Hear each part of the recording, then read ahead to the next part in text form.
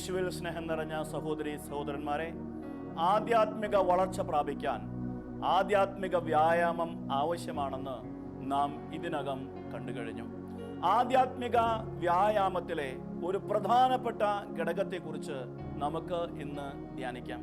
അതാണ് പ്രാർത്ഥന. ആധ്യാത്മിക ജീവിതത്തിലെ ജീവവായുവാണ് പ്രാർത്ഥന.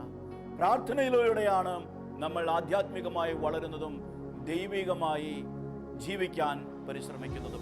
പ്രാർത്ഥനയെക്കുറിച്ച് ആദ്യമായി നമ്മൾ മനസ്സിലാക്കേണ്ട കാര്യം, പ്രാർത്ഥനയുടെ ലക്ഷ്യം ആവശ്യങ്ങൾ നിറവേറ്റുക അല്ല. ലോകമെമ്പാടുമുള്ള പ്രാർത്ഥിക്കുന്നവരെ നോക്കിക്കഴിഞ്ഞാൽ ബഹുഭൂരിപക്ഷം പേരും പ്രാർത്ഥിക്കുന്നത് ആവശ്യങ്ങൾ നിറവേറ്റാൻ വേണ്ടിയാണ്.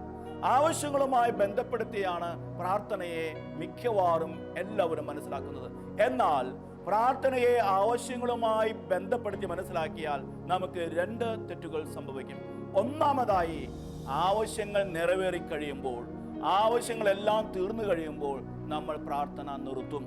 കാരണം പ്രാർത്ഥിക്കാൻ കാരണങ്ങളില്ല, പ്രാർത്ഥിക്കാൻ ആവശ്യങ്ങളില്ല.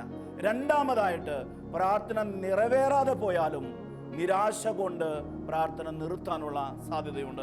ഞാൻ പ്രാർത്ഥിച്ചിട്ടും ഒന്നും നടക്കുന്നില്ല, ഞാൻ ചോദിച്ചതൊന്നും എനിക്ക് ലഭിച്ചില്ല, അതുകൊണ്ട് ഞാൻ എന്തുകൊണ്ട് പ്രാർത്ഥിക്കണം എന്ന ചിന്ത വരും. അതുകൊണ്ട് പ്രാർത്ഥനയെ മനസ്സിലാക്കേണ്ടത് ആവശ്യങ്ങളുമായി ബന്ധപ്പെടുത്തിയല്ല. പിന്നെ പ്രാർത്ഥനയുടെ ഉദ്ദേശം എന്താണ്? പ്രാർത്ഥനയുടെ ഉദ്ദേശം ദൈവവുമായി ഐക്യത്തിലാവുകയാണ്. ദൈവൈക്യത്തിൽ വളരുവാൻ വേണ്ടിയാണ് നമ്മൾ ആത്യന്തികമായി പ്രാർത്ഥിക്കേണ്ടത്. മറ്റ് എല്ലാ അനുഗ്രഹങ്ങളും അതിന്റെ ഭാഗമായി ലഭിക്കുന്നവയാണ്. ഇത് മനസ്സിലാക്കണമെങ്കിൽ ഈശോയുടെ ജീവിതത്തിലേക്ക് നമ്മൾ ഒന്ന് നോക്കിയാൽ മതി. ഈശോ വളരെയധികം പ്രാവശ്യം പ്രാർത്ഥിച്ചിരുന്നു. പല രാത്രികളിലും ഈശോ പിതാവുമായി സമയം ചെലവഴിച്ചിരുന്നു. പല സമയത്തും എല്ലാവരെയും മാറ്റി നിർത്തി വിജന പ്രദേശത്തേക്ക് പോയി ഈശോ പ്രാർത്ഥിക്കുമായിരുന്നു. മാനുഷികമായി ചിന്തിച്ചാൽ ഈശോയ്ക്ക് സാധാരണ ആവശ്യങ്ങളൊന്നും ഉണ്ടായിരുന്നില്ല. രോഗങ്ങൾ ഉണ്ടായിരുന്നില്ല, പ്രശ്നങ്ങൾ ഉണ്ടായിരുന്നില്ല, വഴക്കുകൾ ഉണ്ടായിരുന്നില്ല, ഏതെങ്കിലും തരത്തിലുള്ള ബുദ്ധിമുട്ട് ഉണ്ടായിരുന്നില്ല. പിന്നെ എന്തിനാണ് ഈശോ പ്രാർത്ഥിച്ചത്? പ്രാർത്ഥനയെ ആവശ്യങ്ങളുമായി ബന്ധപ്പെടുത്തി മനസ്സിലാക്കുകയാണെങ്കിൽ ഈശോ പ്രാർത്ഥിക്കേണ്ട യാതൊരു ആവശ്യവും ഇല്ലായിരുന്നു. എന്നാൽ ഈശോ പ്രാർത്ഥിച്ചു. കാരണം പിതാവുമായുള്ള ഐക്യത്തിൽ നിലനിൽക്കാൻ വേണ്ടിയാണ് ഈശോ പ്രാർത്ഥിച്ചത്. ലൂക്കായുടെ സുവിശേഷം 3-ാം അധ്യായം 21-22 വചനങ്ങളിൽ ഈശോയുടെ ജ്ഞാനസ്നാനത്തിന്റെ അവസരത്തിൽ ഈശോ പ്രാർത്ഥിക്കുന്നു.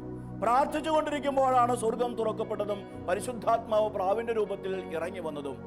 ഈശോയുടെ പരസ്യ ജീവിതത്തിന്റെ ആദ്യ നിമിഷങ്ങളായിരുന്നു അത്. ആ പരസ്യ ജീവിതം ആരംഭിച്ചത് പ്രാർത്ഥനയോടെയാണ്. ഈശോയുടെ ജീവിതത്തിന്റെ അവസാന നിമിഷത്തിലേക്ക് നോക്കിക്കഴിഞ്ഞാൽ നമുക്ക് കാണാൻ സാധിക്കും, ഈശോ പ്രാർത്ഥിച്ചുകൊണ്ടാണ് തൻ്റെ ഇഹലോക ജീവിതത്തിന് വിരാമമിട്ടത്. ലൂക്കായുടെ സുവിശേഷം 23-ാം അധ്യായം 46-ാമത്തെ വചനത്തിൽ ഈശോ ഇപ്രകാരം പ്രാർത്ഥിക്കുന്നു: എൻ്റെ പിതാവേ, അങ്ങയുടെ കൈകളിൽ ഞാൻ എൻ്റെ ആത്മാവിനെ സമർപ്പിക്കുന്നു.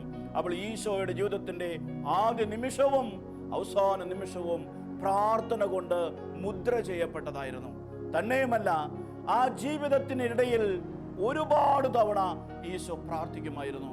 ലൂക്കായുടെ സുവിശേഷം 5-ാം അധ്യായം 16-ാമത്തെ വചനത്തിൽ ഈശോ പ്രാർത്ഥിക്കുന്നു.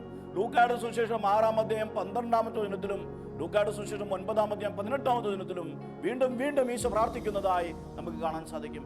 ഇങ്ങനെ അനേക സന്ദർഭങ്ങളിൽ ഈശോ പ്രാർത്ഥിച്ചിട്ടുണ്ട്. അത് നിരന്തരം നടക്കുന്ന ഒരു കാര്യമായിരുന്നു. വല്ലപ്പോഴുമല്ല, എല്ലായ്പ്പോഴും പ്രാർത്ഥിക്കുമായിരുന്നു. ഇതിന്റെ പശ്ചാത്തലത്തിൽ വേണം നാം പ്രാർത്ഥനയെ മനസ്സിലാക്കാൻ. പ്രാർത്ഥനയുടെ ലക്ഷ്യം ആവശ്യങ്ങൾ നിറവേറുക എന്നതല്ല. പ്രാർത്ഥനയുടെ ലക്ഷ്യം ദൈവൈക്യത്തിൽ വളരുക എന്നതാണ്. ഇനി അത് എങ്ങനെയാണ് നടക്കേണ്ടത്? നിരന്തരം നടക്കണം. ഒരിക്കലും ഉപേക്ഷിക്കാതെ, നിരന്തരം മടുപ്പ് കൂടാതെ പ്രാർത്ഥിച്ചുകൊണ്ടേയിരിക്കണം. വിശുദ്ധ പൗലോസ് ശ്ലീഹ തെസ്സലോനിക്കക്കാർക്ക് 1-ാം ലേഖനം 5-ാം അധ്യായം 17-ാമത്തെ വചനത്തിൽ ദൈവജനത്തെ പഠിപ്പിക്കുന്നു: നിങ്ങൾ നിരന്തരം പ്രാർത്ഥിക്കുവിൻ, ഇടവിടാതെ പ്രാർത്ഥിക്കുവിൻ. അതാണ് നിരന്തരമായ പ്രവൃത്തി, ചിട്ടയോടുകൂടിയ പ്രവൃത്തി. അങ്ങനെയുള്ള പ്രവൃത്തിയാണ് വ്യായാമമാകുന്നത്.